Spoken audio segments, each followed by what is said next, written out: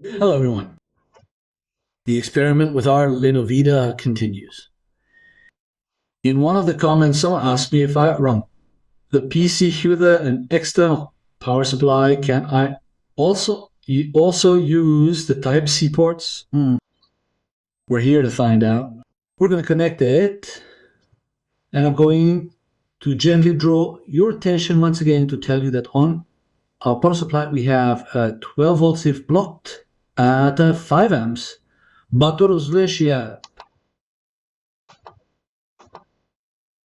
I'm going to power the card where we're supposed to have 20 volts. Here we go. Here we go. Card powered with 12 volts. We'll connect that later. We press the button. The PC starts up. There should be an... Okay. The PC should have a little more power consumption than with 20 volts. And that's normal. I think we're there. We're going to connect our external hard drive with Type-C. We have a light here. And it's flashing, and a little something has just appeared. There you go. Our hard drive is there. And it's working. Just because we bypass a Type-C controller doesn't mean we can't use the C port anymore. Here I'm connecting to the second port. It's there. Second USB Type-C port. And it works. So the data transfer is managed by the Thunderbolt. There you go. So the fact that we bypass the Type-C controller doesn't change anything.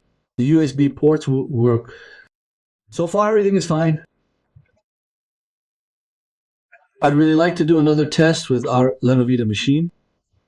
The question is, can we successfully bypass the Type-C controller and still get the computer to run? That's today's question. I'll hit pause while I get the card out and I'll be back. A quick test before I install the Type-C.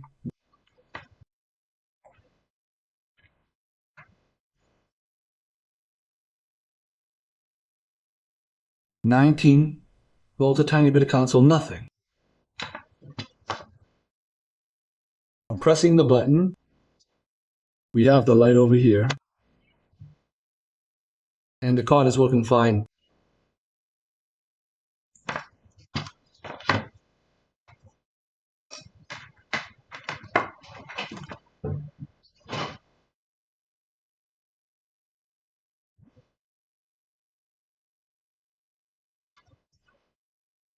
Reconnect once more to 12 volts.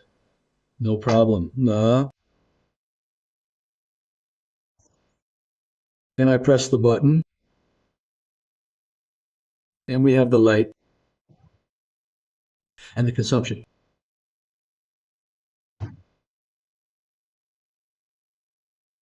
Do you want us to test our main circuit? How much is it? Since we are sending it 12 volts instead of 20 volts, we can.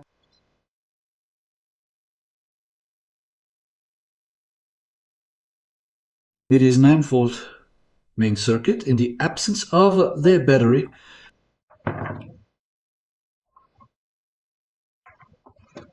The card is still running. No, it just cut out.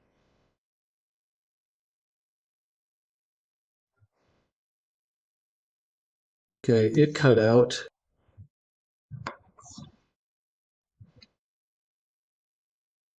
We connect the battery. A small consumption, that means that the battery is charging our main circuit 12 volts, 37.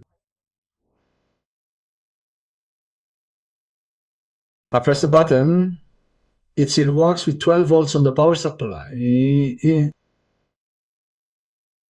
Our main circuit 12VV38. I think it is time to unsolder the Type-C controller and see a little bit what we will end up with, if you want.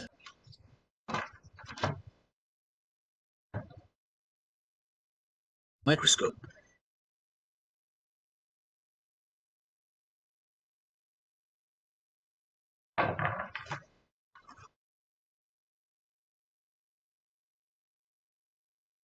It is a TPS 65988.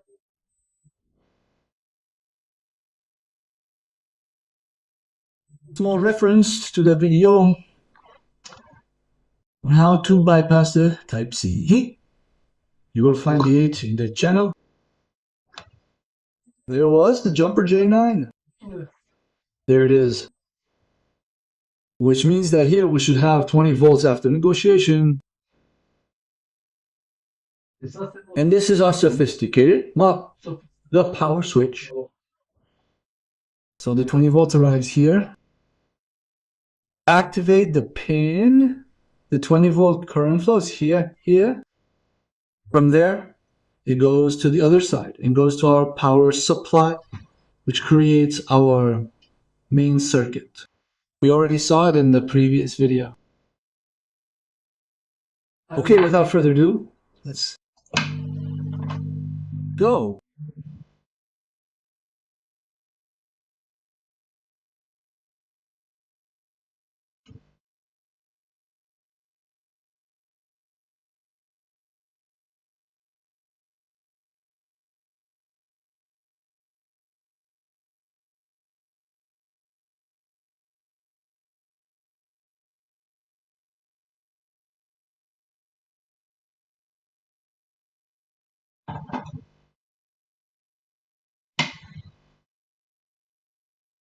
Pin number 1 over here.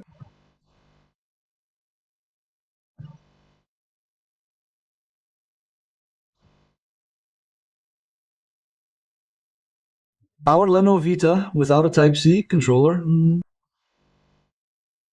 which was right there. Now it's right there.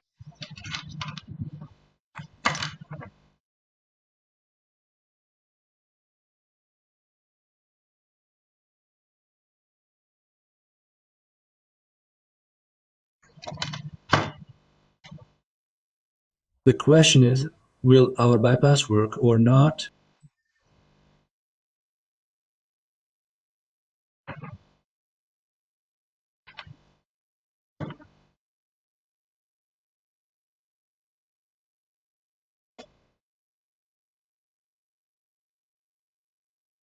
Here we go. A little consumption and it flashes over here. Well, I press the button. Well, it works. No USB-C controller is needed. HDMI is directly connected.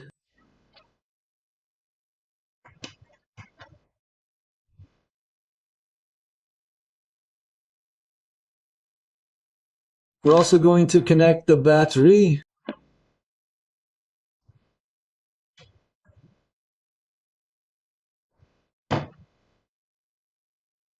I didn't notice if the console is there, but I think we have a little more consumption.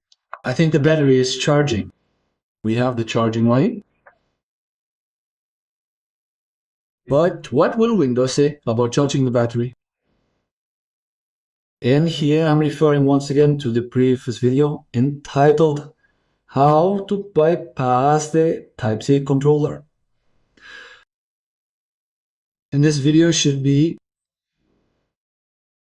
the second edition, let's say. The card hasn't finished booting. And we have unknown remainder.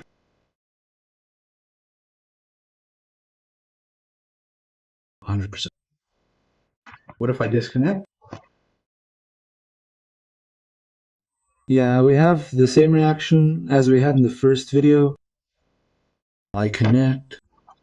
No, Windows doesn't see that we're connected. Okay, I'm going to turn off the PC to check. In the meantime, the power supply has been disconnected. There you go. The computer may not be off yet. Now I think it's off. Yeah, we have 720 amps, which I suppose go directly to the battery. I disconnect the battery. That was the case. I reconnect the battery, and it charges everything. Well, in the absence of our Type-C controller, which was right there, and is currently missing. You mean, is it because I'm setting 12 volts and not 20 volts as I should? Good question. So we're going to send 20 volts like in the first video.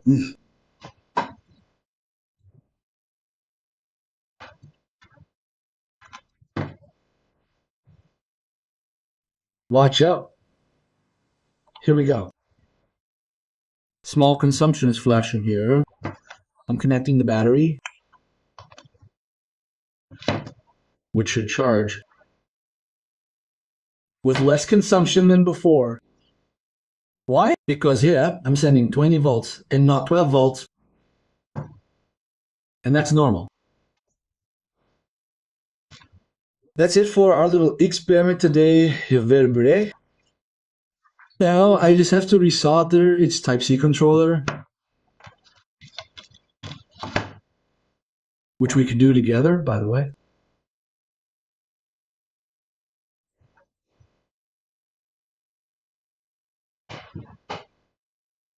Microscope connected.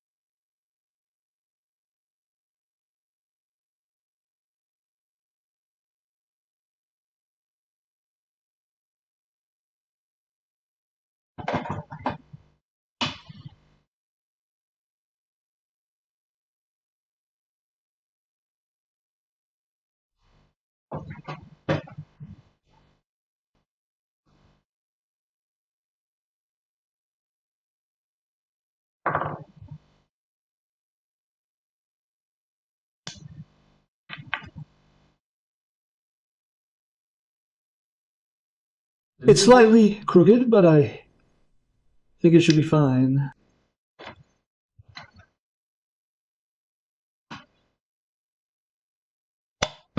And of course we'll do one last test to see if we've resoldered the Type-C controller correctly. Here we go.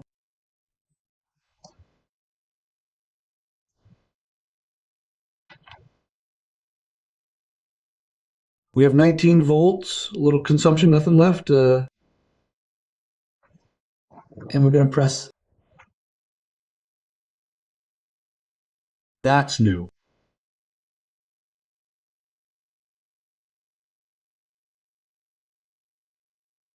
No, there's something wrong.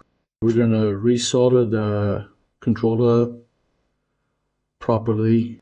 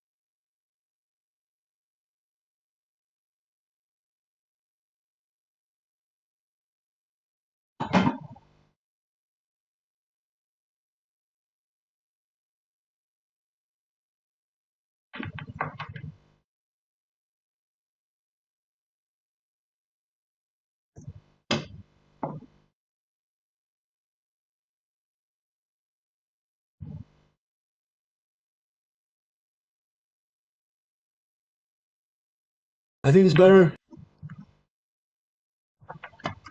And we connect.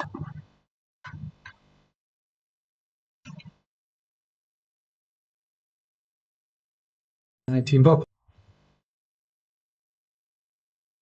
No consumption. But it's no longer flashing here. And I press the button. We have light here, and we have good consumption. There you go, it seems to be working.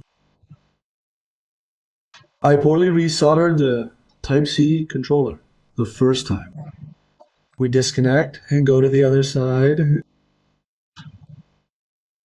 Then 5-0. That's a discovery. I convinced you that it should work on both sides.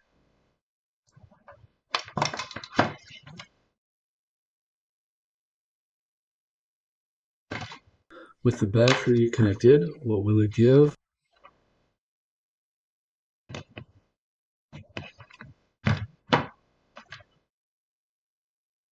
Still 5 volts. Okay. I didn't expect that. We connect here. The charging light is flashing. And we have a charge of 450 milliamps, and I disconnect. No more consumption. So on this pot it works very, very well, but on the other one, we only have 5 volts.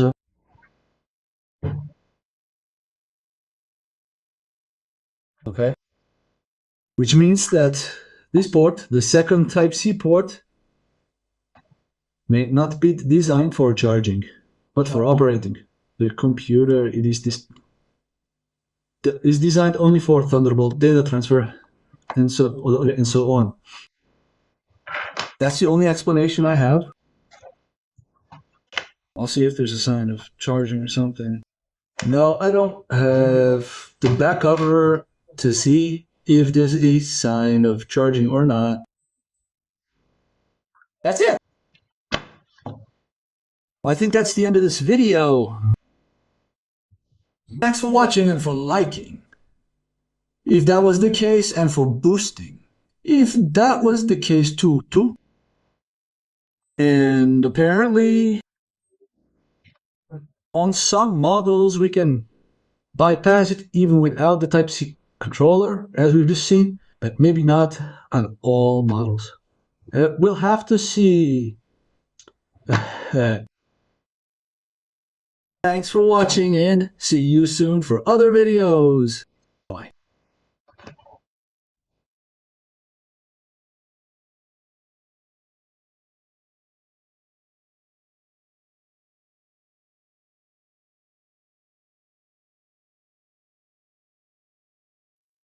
The usual small extra benefit is included. Here we have the second Type-C port. Let's go to pin number 4, which is VB20. Let's zoom out a little. What do we have there? 2 capacitors. Okay. Let's go to the other side. We have other capacitors. It goes directly to this jumper 14, which is a solder tip, of course. I go to the other side. I zoom out, and it goes to our Type-C controller. But I looked, I couldn't find it anywhere else. There you go. Now if we start from our other USB port, the one that operates the VB20 card, I go to the other side. We first have the inductor, this is important. Then we arrive directly at the Type-C controller, but also at our jumper number 9, which is also a solder tip. Let's go to the other side. What happens? We arrive directly at our motherboard, which is controlled by our Type-C controller. The controller will activate this pin number to ActiveAct, and our 20 will pass to the other side and will be distributed to our power supply, which is responsible for creating our main circuit. There you have it. So I'm not sure that the second port is designed to operate this motherboard. If you have the answer, leave a comment. But I think that the second port is not designed to charge the computer and operate it, to operate the computer. Thanks for watching this bonus, and see you soon for other bonuses.